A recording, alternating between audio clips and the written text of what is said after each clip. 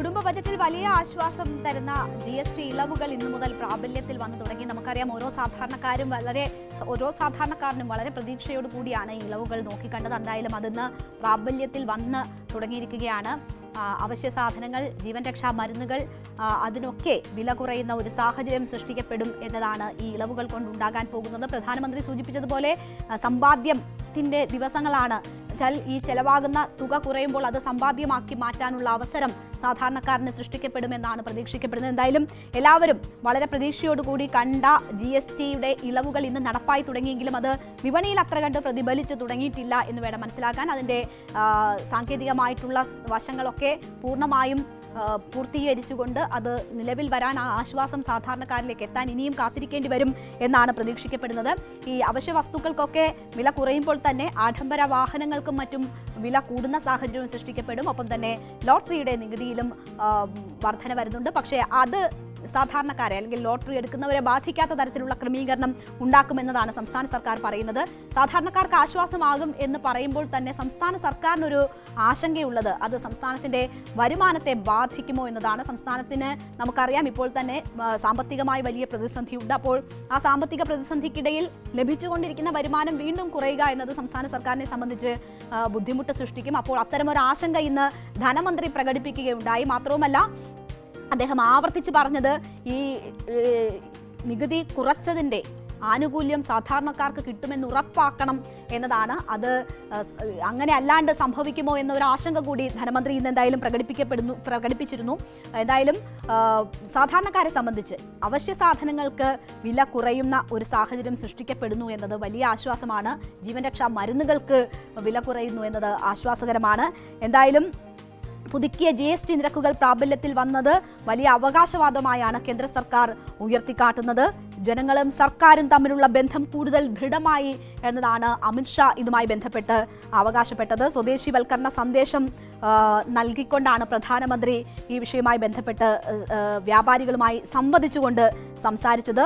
GST നിരക്കിലെ മാറ്റം നേരിട്ടറിയാൻ പ്രധാനമന്ത്രി നരേന്ദ്രമോദി അരുണാചൽ പ്രദേശിലെ ഇറ്റാനഗറിൽ എത്തി. ചെറുകിട കച്ചവടക്കാരുമായും വ്യാപാരികളുമായും ഒക്കെ മോദി സംവദിക്കുകയും ചെയ്തു. നിരക്ക് മാറ്റം ആഴത്തിലുള്ള മുറിവൊട്ടിച്ച ബാൻഡെയ്ഡ് മാത്രമാണ് എന്നതാണ് കോൺഗ്രസ് ഇതുമായി ബന്ധപ്പെട്ട് വിമർശനം ഉന്നയിക്കുന്നത്. ഒരു ഭാഗത്ത് കോൺഗ്രസ് വലിയ രീതിയിലുള്ള വിമർശനം ഉന്നയിക്കുമ്പോൾ ഇതൊരു നേട്ടമാക്കി ജനങ്ങളിലേക്ക് ഇറങ്ങിച്ചെല്ലാനാണ് കേന്ദ്ര സർക്കാർ ശ്രമിക്കുന്നത്. പ്രധാനമന്ത്രിയും അമിത്ഷായും ഒക്കെ ശ്രമിക്കുന്നത് ജനങ്ങളുമായി സംവദിക്കാനും ശ്രമിച്ചുകൊണ്ടാണ്. ഇതിന്റെ നേട്ടം പൂർണ്ണമായും കേന്ദ്ര സർക്കാർ അവകാശപ്പെടുന്നത്. പ്രധാനമന്ത്രിയുടെ വാക്കുകൾ കേൾക്കാം.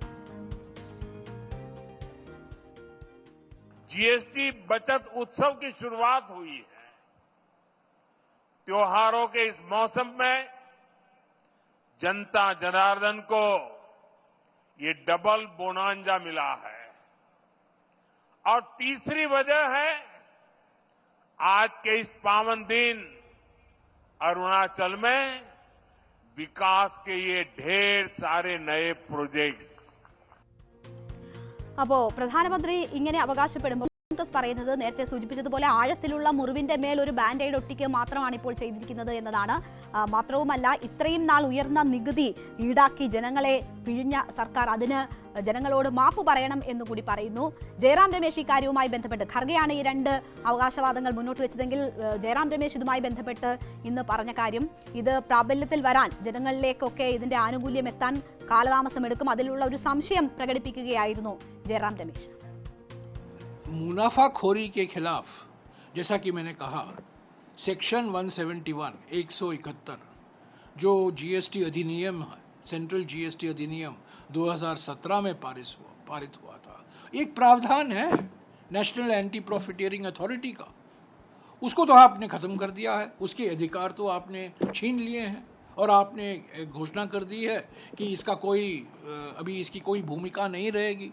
और आप अभी सभी जो जिस पर GST लागू होता है आप उनसे ये कह रहे हैं कि जो दर में कटौती हुई है उसका फायदा ग्राहकों को पहुंचना चाहिए. अच्छी बात है, पहुंचना चाहिए. दाम घटने चाहिए क्योंकि दर घटा है, दाम घटने चाहिए. पर क्या पूरी तरीके से घटेंगे? क्या मुनाफाखोरी खत्म होगा? यही तो हम कह रहे हैं. एक तरफ हम वोट चोरी के खिलाफ लड़ रहे हैं, दूसरी ശരി, എന്തായാലും കോൺഗ്രസ് ഇതുമായി ബന്ധപ്പെട്ട് വലിയ വിമർശനം ഉയർത്തുകയാണ്. ഇതുവരെ നടന്ന തട്ടിപ്പ് വിവരങ്ങൾ ജനങ്ങൾക്ക് മുന്നിലേക്ക് കൊണ്ടുവരാനൊക്കെ കോൺഗ്രസ് ശ്രമിക്കുകയാണ്. അപ്പോൾ BJP ഒരു ഭാഗത്ത് ഇത് വലിയ നേട്ടമായി അവതരിപ്പിക്കുകയാണ്. ഇന്ന് JP നദ്ദ ഡൽഹിയിൽ വ്യാപാരികളെ കാണാനിരിക്കുന്നു. അങ്ങനെ ഒരാഴ്ച നീളുന്ന സംവാദം തന്നെ BJP ഇതുമായി ബന്ധപ്പെട്ട് ആവിഷ്കരിച്ചിരിക്കുകയാണ്. ഈ GST ഇളവ് നിലവിൽ വരുന്ന സാഹചര്യം വളരെ പ്രധാനപ്പെട്ടതാണ്. ബീഹാറിലെ തെരഞ്ഞെടുപ്പുമായി ബന്ധപ്പെട്ട് വോട്ട് ചോരിയൊക്കെ പ്രതിപക്ഷം വലിയ രീതിയിൽ ചർച്ചയാക്കുന്ന സമയത്താണ് ഈ ഇളവ് പ്രാബല്യത്തിൽ വരുന്നത് എന്നത് കൂടി നമ്മൾ ഓർക്കണം. ഡൽഹി തെരഞ്ഞെടുപ്പിന് മുൻപാണ് ആദായ നികുതി സ്ലാബിൽ ഇളവ് കൊണ്ടുവന്നത്. അപ്പോൾ അത് വലിയ രീതിയിൽ പ്രതിഫലിച്ചു. സാധാരണക്കാരെ അല്ലെങ്കിൽ മധ്യവർഗത്തെ ലക്ഷ്യമിട്ടുകൊണ്ടുള്ളതായിരുന്നു ആ ഇളവ്. അത് ഡൽഹി തെരഞ്ഞെടുപ്പിൽ കൃത്യമായും പ്രതിഫലിച്ചു എന്നത് നമുക്ക് കാണാം. ഇപ്പോഴും ഈ ഇളവ് കൊണ്ടുവരുമ്പോഴും മധ്യവർഗത്തെയാണ് ലക്ഷ്യമിടുന്നത് BJP. പ്രധാനമന്ത്രിയുടെയും അമിത്ഷായുടെയും ഒക്കെ വാക്കുകളിൽ ആവർത്തിച്ച് മധ്യവർഗത്തെ അഡ്രസ്സ് ചെയ്യുന്നത് നമ്മൾക്ക് കേൾക്കാം. അപ്പോൾ തീർച്ചയായും ഇത് സാധാരണക്കാർക്ക് ഉപകാരപ്പെടും എന്ന് പറയുമ്പോൾ തന്നെ അതിൽ ചില രാഷ്ട്രീയ ലക്ഷ്യങ്ങൾ കൂടിയുണ്ട്. അത് ബീഹാർ തിരഞ്ഞെടുപ്പ് കൂടി വരുന്ന പശ്ചാത്തലത്തിലാണ് അത്തരമൊരു നീക്കം എന്നത് കാണണം. അത് പ്രതിപക്ഷത്തെ വലിയ രീതിയിൽ ബുദ്ധിമുട്ടിലാക്കുന്നുമുണ്ട്. അതുകൊണ്ട് തന്നെ അതിനെ രാഷ്ട്രീയമായി പ്രതിരോധിക്കാനുള്ള ശ്രമങ്ങൾ പ്രതിപക്ഷത്തിന്റെ ഭാഗത്തു നിന്നും ഉണ്ടാവുകയുമാണ്.